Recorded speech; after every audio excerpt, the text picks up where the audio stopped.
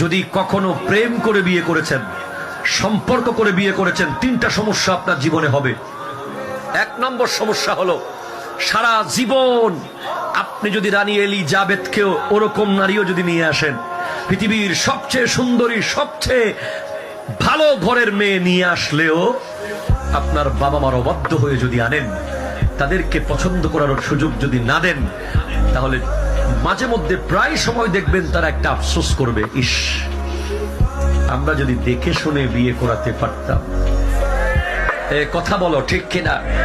এই নিঃশ্বাস আপনার জীবনের বড় ক্ষতি করে দেবে।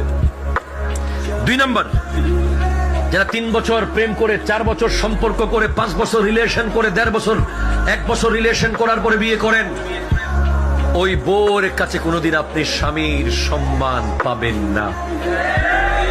এটা আমি বলে গেলাম, অনেকে আমার বিরুদ্ধে চলে যেতে পারেন। হুজুরকে আইনলাম কিছু ভালো ভালো কথা বলার জন্য, একবারে সব শেষ করে দিল।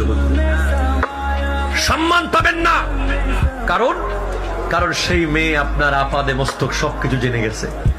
আপনার দুর্বল পয়েন্ট কি, আপনি যখন তখন যা তা সাকে ফোনে বলে দিয়েছেন, সবকিছু মেসেজে বলে দিয়েছেন, সবকিছু।